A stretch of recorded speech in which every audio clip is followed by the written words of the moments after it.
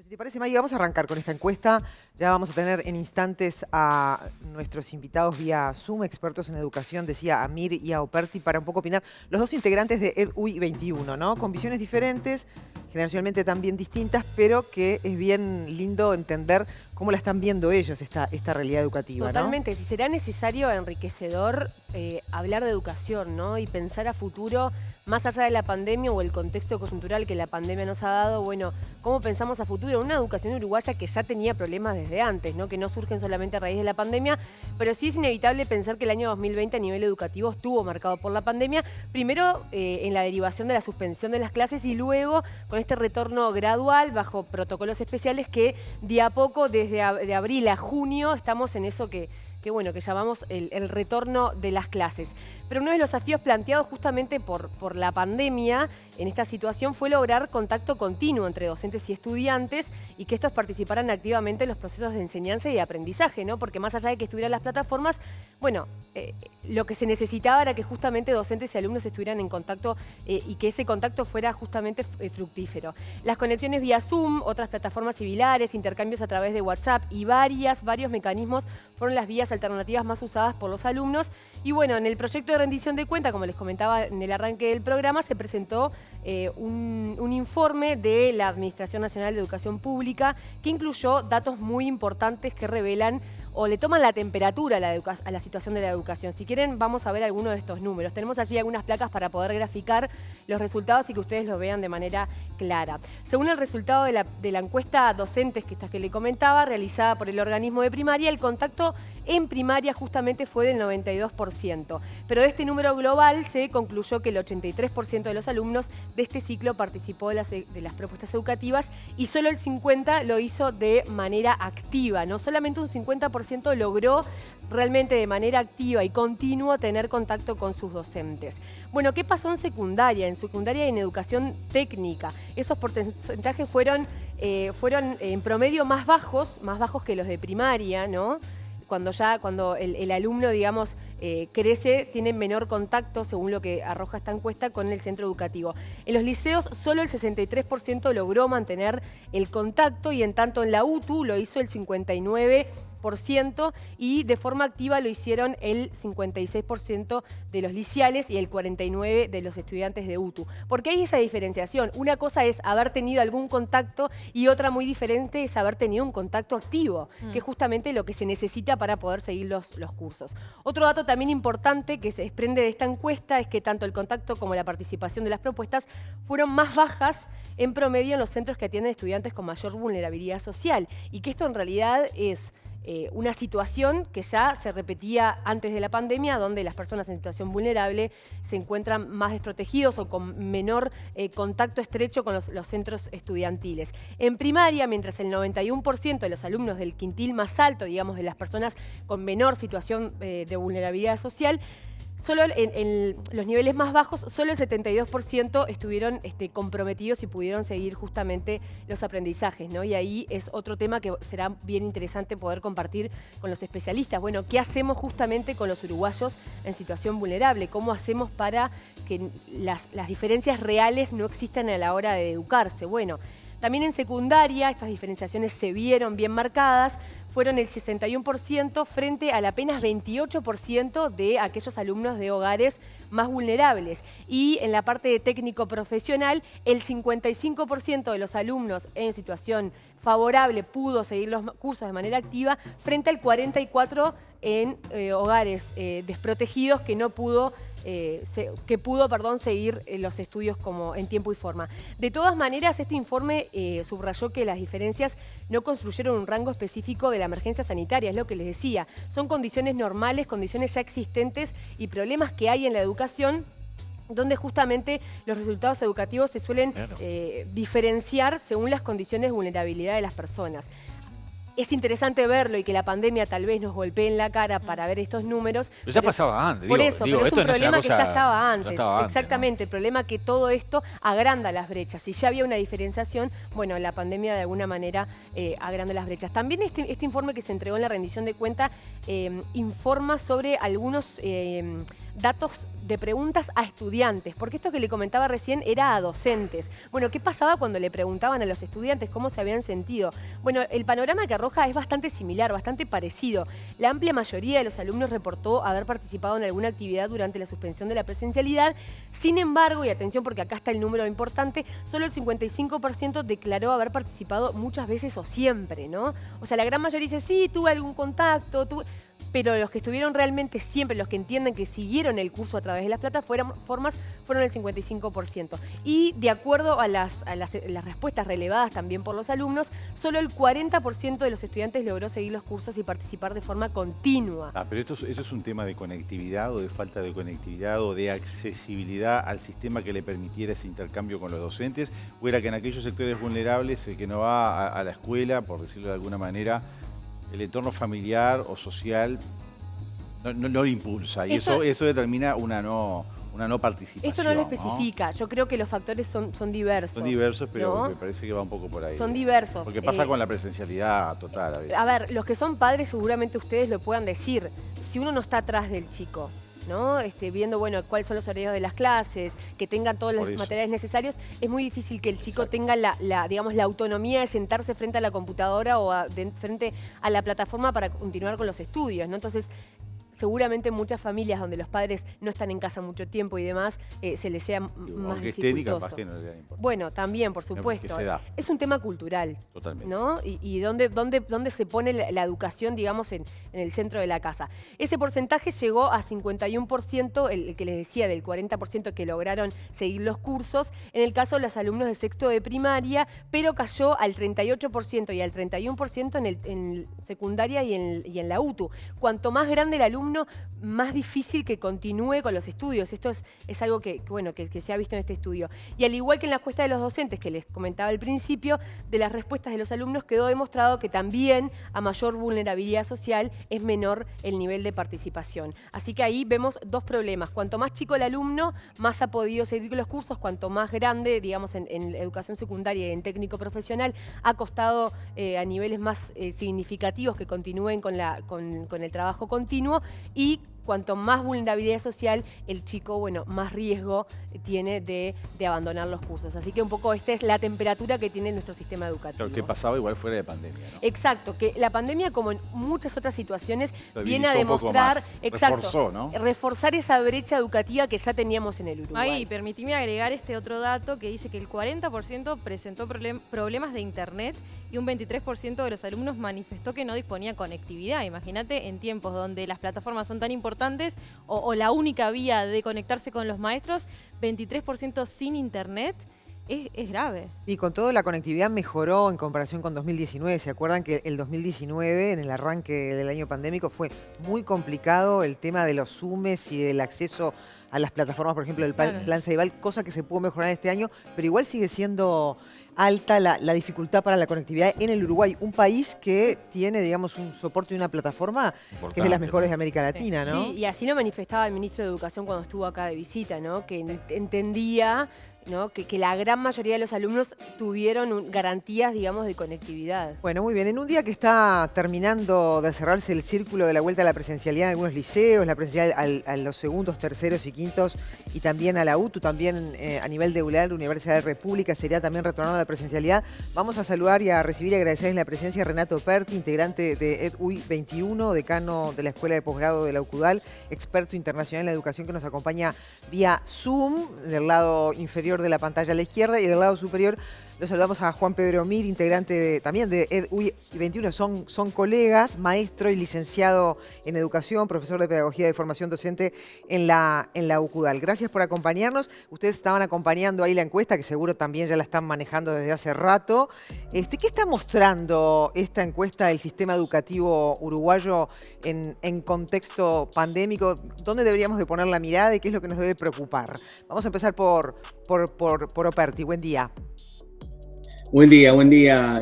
Un placer estar con ustedes. Saludo también a Juan Pedro y a los queridos colegas periodistas. Y, a ver, yo creo que este tema hay que verlo en dos claves complementarias. Es decir, cómo uno responde a la coyuntura hoy día, a una coyuntura que muestra desafíos muy fuertes, que ustedes muy bien lo relataban, no solo en términos de conectividad y acceso a recursos tecnológicos, llámese dispositivos, plataformas, sino también en garantizar una continuidad de los procesos de aprendizaje para que se logren determinados resultados al final de los ciclos selectivos. Hoy tenemos una emergencia educativa asociada a un problema fundamental que es garantizar continuidad, fluidez y completud de los aprendizajes. Esto diríamos que es la respuesta coyuntural, entonces el país ahí tiene que hacer un esfuerzo superlativo del punto de vista social, del punto de vista educativo, del punto de vista cultural, del punto de vista de los hogares, de las familias, para sostener los aprendizajes y para lograr que esos aprendizajes se puedan de alguna forma efectivizar en el año lectivo, inclusive renovando los ciclos selectivos y pensando en otros formatos. Y naturalmente Juan Pedro es alguien que ha trabajado muchísimo este tema y tiene una claridad conceptual y de práctica que seguramente lo va a poder profundizar mucho mejor que yo. Ahí va. Y el segundo punto que me parece importante, y lo dejo simplemente señalizado, es que esto también es la oportunidad para repensar la educación en Uruguay. Este sistema educativo, con o sin pandemia, no es sostenible. No es sostenible desde el punto de vista de garantizar a cada estudiante una oportunidad real de educarse y de aprender. Ahí va. Entonces, tenemos la coyuntura. O nos quedamos en la respuesta a coyuntura, o tenemos la amplitud de mirada de país, de visión de país, de futuro, para encarar una transformación profunda del sistema educativo y de la educación. Claro, bueno, vamos con Juan Pedro también a escucharte respecto, bueno, a estas cifras. ¿Hay algo que te ha llamado la atención, que te esté preocupando de estos números, de este resultado, de esta indagatoria? Hola, buenos días para todos, para María, para mi querido amigo Renato. Indudablemente que siempre nos preocupan estos datos. Estos datos desnudan una realidad que todos conocemos en Uruguay, y es que el sistema educativo uruguayo tiene una particularidad. Tiene plazas para todos sus niños, niñas y jóvenes, tiene recursos capaces de poder atender las demandas en todo el territorio nacional, pero por algún motivo que es histórico, que es de formato, excluye sistemáticamente a quienes más necesitan, que son los sectores desfavorecidos. Y eso se ve claramente en pandemia, pero se veía antes.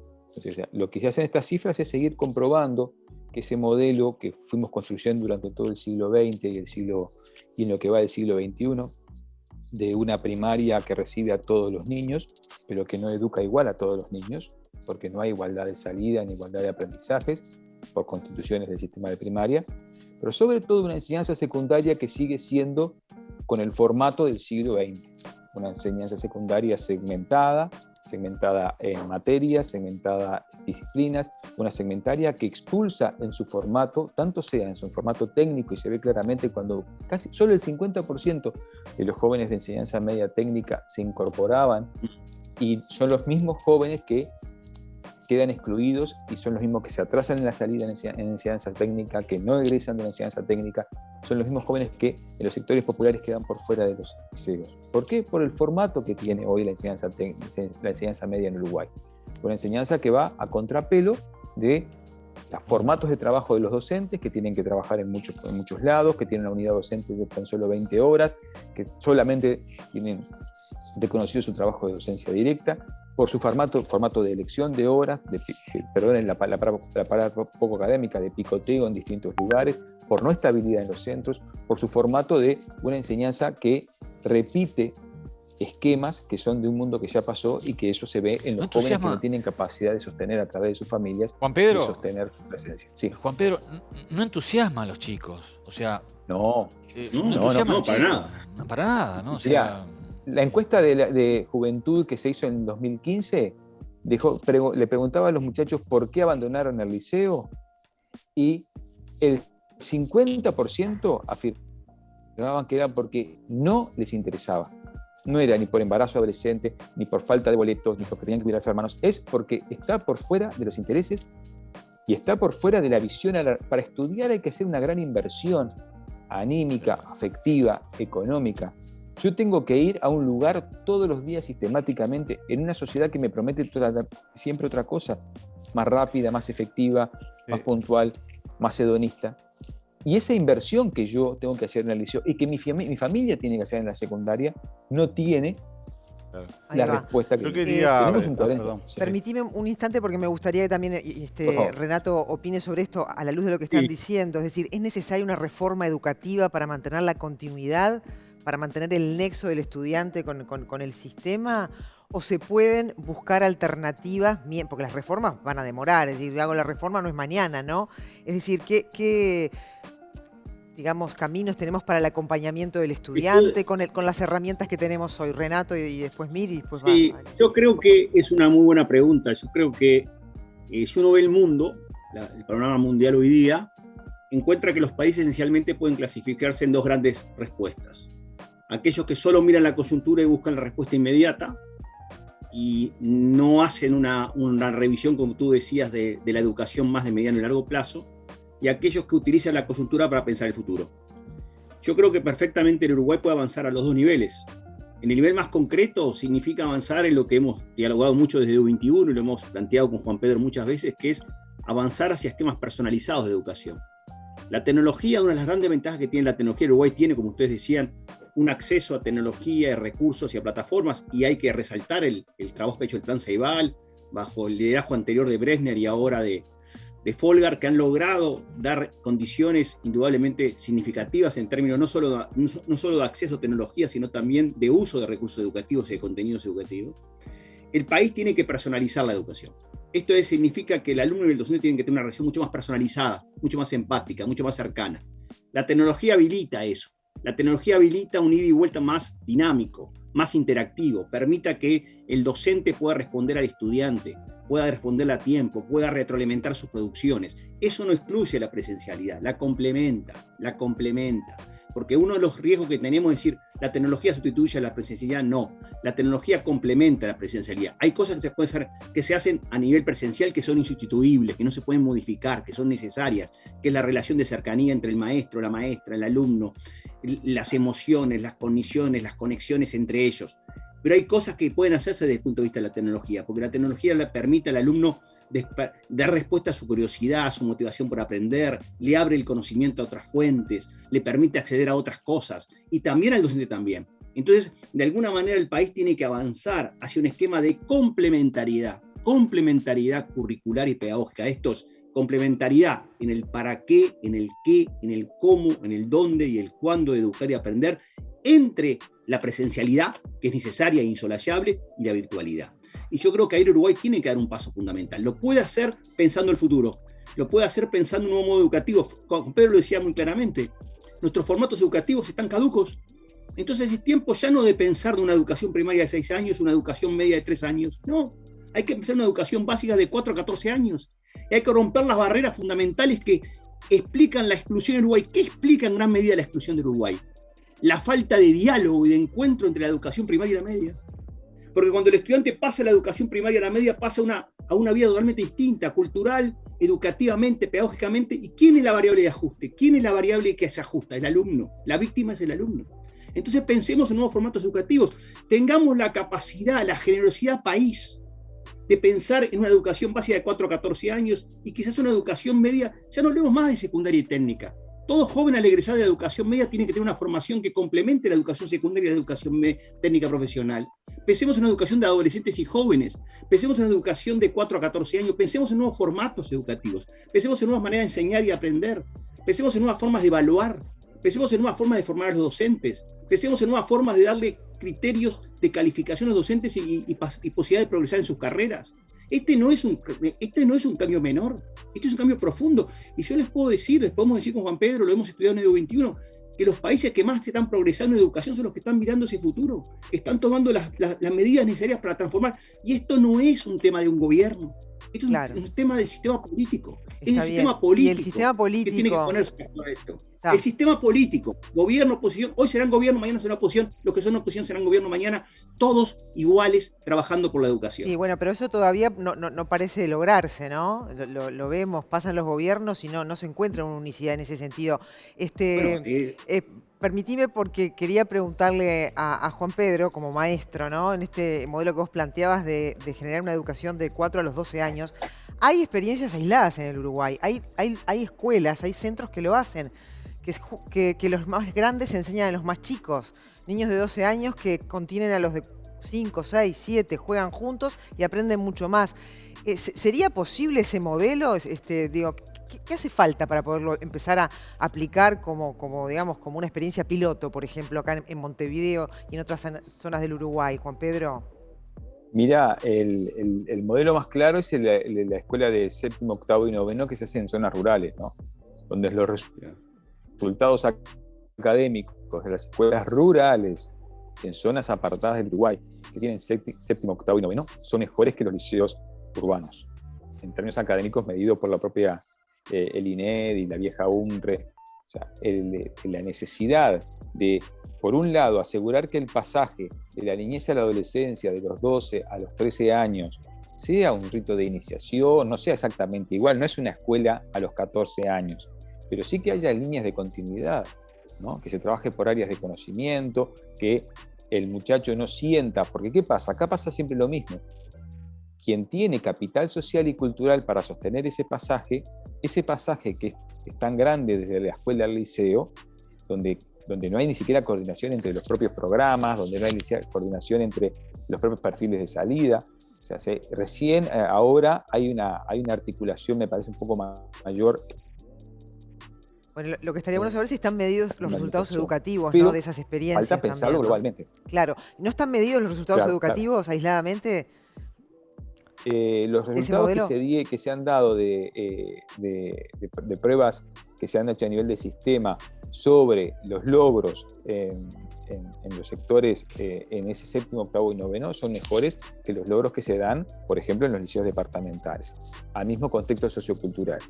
Pero los resultados que se están dando en general de sexto año y de secundaria dependen muchísimo del contexto socioeconómico. Nuestro sistema educativo reproduce muy duramente los orígenes de los contextos de los niños, que eso es lo que le inhabilita a los sectores más desfavorecidos, poder llegar a porciones de conocimiento. Nosotros tenemos un 40% de jóvenes que no egresan del sistema educativo. Perdón, un 60% que no egresan del 60% que no egresan del secundaria superior. Entonces yo miren qué paradoja, que eso lo explica a colegas del exterior y no lo entienden. Y nos es difícil entenderlos a nosotros. Nosotros tenemos una enseñanza universitaria gratuita y hoy en casi todo el país. Y hay plazas para cientos de miles de jóvenes en la enseñanza terciaria universitaria en su amplia formación, UTEC, formación docente, Universidad de la República. Pero lo que no tenemos es jóvenes que accedan, porque el 60% de los jóvenes, por más que la enseñanza universitaria sea abierta y gratuita, el 60% de los jóvenes no puede ingresar porque no termina secundaria. Eso es algo que tiene que ver con formato, que tiene que ver con pensar, como decía Renato, nuevas trayectorias.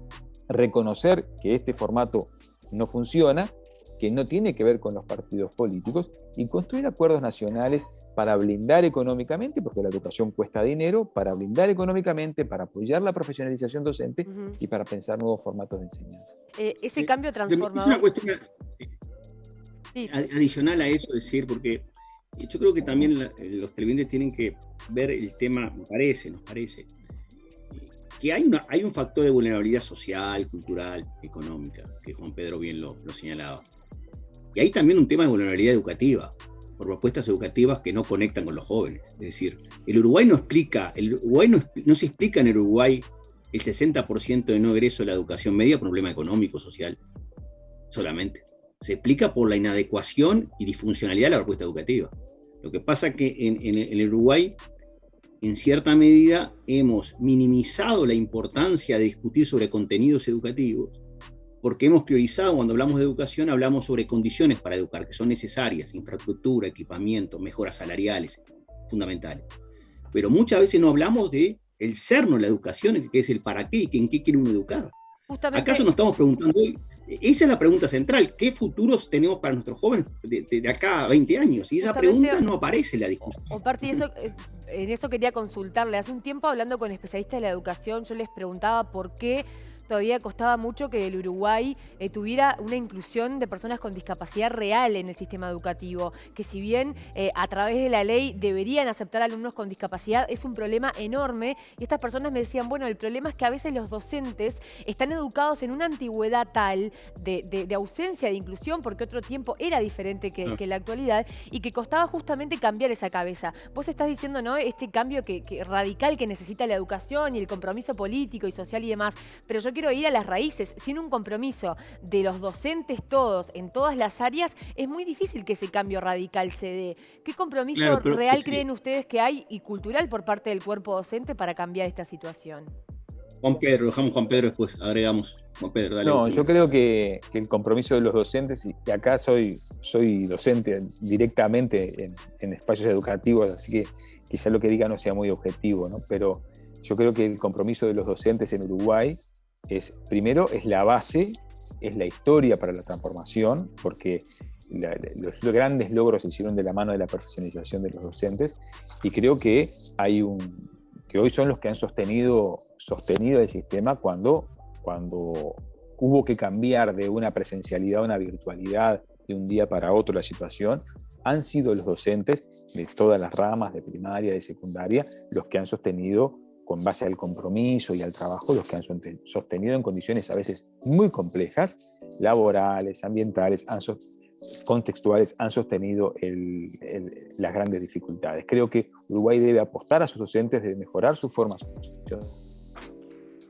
docente, apostar a la profesionalización de los docentes, debe convocar a los jóvenes más capacitados para la docencia, y eso implica valorizar los espacios de formación docente y los espacios de trabajo docente. Sin los docentes no es posible ningún tipo de transformación, y sin que los docentes se sientan comprometidos y que sean efectivamente parte de la solución, no solo parte del problema. Entonces, la inclusión educativa es un desafío fundamental para Uruguay, pero una inclusión que sea real, no una inclusión meramente declarativa, y para eso las condiciones tanto curriculares como las condiciones que se dan en las instituciones deben ser las adecuadas. Ese es un punto central. No importa, que implica transformar los programas, los planes, pero también las condiciones, incluir niños desde el punto de vista y jóvenes desde el punto de vista edilicio, para que los edificios puedan contener niños y puedan ser transitables y habitables y puedan ser accesibles, y que pueda ser también el espacio docente tenga los apoyos para que en clases muchas veces superpobladas, niños que tienen distintas discapacidades puedan ser incluidos y puedan ser tenidos en cuenta por la propuesta docente. A ver, Operti. Sí, hay un punto ahí complementario de esto, que es en la visión internacional, por ejemplo, que preconiza la UNESCO, de la inclusión, volviendo a la pregunta que creo que es central. La inclusión es buscar la respuesta a cada alumno. Todos los alumnos son distintos y todos los alumnos son especiales. El concepto tradicional era que algunos alumnos eran especiales, entonces eran categorizados como con necesidades especiales. Hoy el concepto que permea el mundo es que cada alumno es un ser especial. Y que para responder a ese alumno ser especial se requiere una educación a medida. Que se llama, por eso insistimos en la educación personalizada. El vestido traje a medida curricular, como se llama habitualmente. Eso implica un cambio muy importante de mentalidad en el sistema educativo. Los buenos sistemas educativos en el mundo, y eso uno lo puede ver comparativamente, son aquellos que garantizan que todo el proceso, que todo el accionar del sistema está orientado a dos cosas. A que los docentes sean los principales tomadores de decisión del sistema educativo en el aula, los educadores, docentes como educadores, como decía Juan Pedro, jerarquizados, responsabilizados, empoderados, pero también formados de una manera distinta. Hoy los docentes como educadores no están teniendo las posibilidades de formarse para ese mundo que va a ser muy distinto al de actual. Por si algo sabemos de la pandemia, que el mundo que se avisora y el mundo que van a vivir nuestras generaciones jóvenes va a ser cualitativamente distinto al actual. Solo un dato. Hoy se sabe a nivel mundial que el 70% de los niños y niñas que están en las escuelas en todo el mundo van a trabajar en ocupaciones y tareas que hoy no existen. ¿Acaso nos estamos preguntando cuáles son las habilidades y las competencias que le tenemos que dar a esos niños para que tengan niñas para que tengan un futuro? Ese es una. Primer elemento es los alumnos, el docente tomador de decisiones, el docente buen tomador de decisiones. Y el otro, el alumno protagonista. El alumno tiene que hacerse responsable por sus aprendizajes, tiene que ser puesto en el centro del sistema educativo. Alumnos y docentes, no como antinomias, sino con complementos. Y yo creo sinceramente, o creemos sinceramente desde U21, y lo hemos planteado con Juan Pedro y muchos más colegas, la necesidad de una transformación educativa en las mentalidades y en las prácticas. Aquí hay que cambiar el chip de cultural. Esto no significa pelearse con el pasado ni con el presente, sino construir el futuro. Y me parece que, por lo que tenemos entendido la ANEP, y creo que eso es una buena noticia, va a empezar un proceso de transformación curricular integral de las características de las que estamos hablando, o por lo menos orientado a esas características. Lo que decimos de U21 es que ese proceso de transformación tiene que tener una capacidad de convocatoria a la sociedad en su conjunto y poner, como decía bien Juan Pedro, a los educadores como protagonistas de ese proceso. No es una cuestión retórica. Las reformas, las transformaciones educativas que no son apropiadas por los educadores no entran al aula. Yo recuerdo una vez la directora de currículum de Finlandia, hablando del éxito de la reforma finlandesa, dijo acá en Uruguay una cosa que creo que sería bueno recogerla, no como para imitar nada, sino para aprender y entender otras cosas. Dijo, toda transformación educativa, el docente, educador, tiene que encontrarse reflejado en la misma. Tiene que encontrar que lo que él piensa, siente y percibe está en la transformación. Tiene que haber empatía, tiene que haber cercanía, tiene que haber amigabilidad. Y tienen que romperse las distancias y poner a discusión en lo esencial. No vamos a transformar la educación discutiendo solamente sobre marcos de gobernanza, institucionalidad, otras cosas. Vamos a modificar la educación si modificamos el para qué y el qué de los contenidos educativos. Y ahí es donde yo creo que creemos que el Uruguay tiene que hacer un cambio fundamentalmente cultural de apertura al mundo. El Uruguay es un país muy endógeno, es muy autorreferenciado. Nos autorreferenciamos demasiado y poco vemos al mundo para entender, para aprender y para progresar. Muy bien, bueno, vamos a mirar a Finlandia entonces como uno de los modelos que no, Finlandia no es Finlandia, es el mundo. Porque te podría decir que pasa en China, pasa en Japón, pasa en Corea, pasa en países africanos. Hay países africanos que han progresado más en los chips educativos que el Uruguay. Es apertura mental. Mental. Bueno, les agradecemos a ambos al haber estado. No sé si quieres dar una línea, Juan Pedro, te dejo una línea y ya estamos cerrando este... No, simplemente una pequeña línea es que, bueno, la alegría porque hoy comienzan todos los ciclos en la presencialidad. Creo que si algo vale la pena, a pesar de todos los elementos que mencionábamos, es que los espacios educativos son espacios de derechos de nuestros niños y nuestros jóvenes. Nuestros jóvenes, la presencialidad es absolutamente intransferible, es un espacio no solo de enseñanza, sino de socialización, de encuentro con amigos, de encuentro afectivo.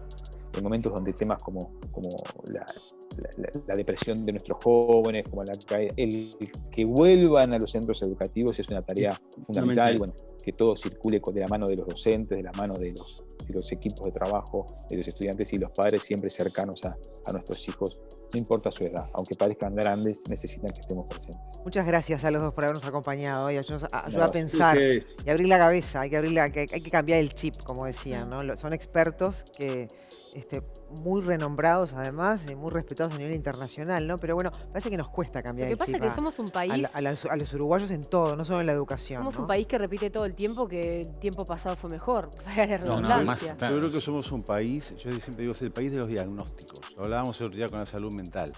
Diagnosticamos, hacemos estudios, y cuando uno hace esas cosas, después hay que hacer algo con los resultados. Supuestamente son herramientas, ¿no? Son herramientas. El tema es que después hay que utilizar esas herramientas y yo veo que pasan los años y seguimos siempre hablando de lo mismo sin ninguna solución. Entonces, son temas políticos, son temas de gobiernos, del gobierno anterior, de este gobierno. Es un tema de los gremios. Los gremios tienen la apertura estudiantil realmente con la cabeza abierta para generar cambios. Y hablando de la salud mental, ¿cuánto va a haber que atender la salud mental y emocional de los chicos ahora con esta vuelta, ¿no? Después de tanto tiempo, tantos meses, con esa falta de cercanía y de contacto con sus pares, con los docentes, está complicado el panorama. Y lo cierto es que la competencia política y la confrontación muchas veces ha erosionado la posibilidad de que se avance en materia de reforma educativa, lo decían ellos, ¿no? Desde aquel cambio del ADN de la educación que quería hacer Vázquez, que nunca se pudo realizar. Hasta el Pepe diciendo educación, más educación. Claro, y por eso digo, lo político se cruza ahí, erosiona, como decía, y no permite que pensemos un país todo junto. No importa el color político que sea, del Frente Amplio, Colorado, Blanco, pero se politiza mucho la educación. Pero se politiza, y muchas veces también es verdad que se politiza desde los sindicatos. Es cierto, Obvio. Eso hay que reconocerlo, ¿no? Pero se requiere también un diálogo nacional en ese sentido. Una mesa de diálogo por la educación de verdad, ¿no? Como se han formado tantas y no han servido para nada. Pero Clau, vean, vayan año a año y vean lo que estudian los chicos y usted va a notar lo repetitivo que es, ¿no? De volver otra vez, por ejemplo, en historia lo mismo. Eso, como decía Mir, la encuesta, ¿no? No es por embarazos prematuros, no es porque Bueno, no pueden es porque se embolan los chiquilines Claro. en el Cuando colegio. después en internet encuentro un video de YouTube que en 4 minutos y de manera didáctica me resume el tema. Uy. Que no digo que sea lo mejor, lo que pasa es que entiendo que en muchas aulas, ojo, a veces tocan docentes o tocan sistemas que son buenísimos. Falta discusión, falta otro encare más allá del aprendizaje, que todavía hay alumnos que aprenden de memoria, por ejemplo. Y Cosa que es lo cierto es increíble. que la otra vez yo le preguntaba acá, creo que era a Cristino de la Audialar, le preguntaba, ¿y los estudiantes se reciben y saben? O sea, ¿aprenden los universitarios? Y él me decía que el nivel es mejor que antes, pero sin embargo uno ve la escuela, el liceo, y ve que los chiquilines no aprenden. Realmente, en la experiencia de cada Comprensión uno, lectora con la de familia y los con los chicos de hoy conocidos. es increíble. O sea, La falta de ortografía que falta de tienen. ortografía son impresionantes. Entonces, de profesionales, ¿no? Es como que suena contradictorio, ¿no? Porque si llegás a la universidad con un buen nivel, incluso mejor que el de décadas atrás, ¿cómo es posible que cuando estudias en la escuela y en el liceo no sepas ni leer ni escribir?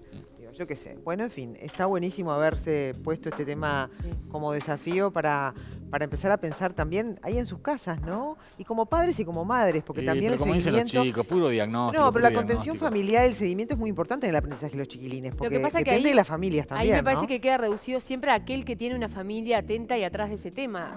Yo tuve una excelente educación porque mis padres pudieron dármela, pero hay otros que no. Entonces, más allá de la experiencia personal, tenemos que velar por una educación general que sea de mayor calidad. Los que tenemos acompañamiento familiar y los que no. Claro, por los vulnerables, por Por supuesto que eso es lo que completa la realidad que preocupa además, ¿no? Porque ¿cuánta gente hay en situación de vulnerabilidad? Mucho más en el sistema educativo, sobre todo, bueno, estamos hablando a nivel público específicamente, ¿no? Porque los que pueden pagar una educación se supone que tienen otro contexto. Pero a nivel público, bueno, sí, se necesita acompañamiento, que desde la escuela los chiquilines sientan que ahí tienen la familia. En realidad también, los el hay, aprendizaje, de las ¿no? escuelas de tiempo completo lo hay. Habría que ver, capaz que tendrían que haber muchas más escuelas de tiempo completo. Y asimismo, a ver, trabajé en zona periférica, trabajé mucho como médico de familia con escuelas de tiempo completo y les puedo asegurar que había situaciones sociales y familiares que les resultaban realmente muy complicadas y graves a las maestras y las directoras de esas escuelas. O sea que no es tan fácil la fórmula.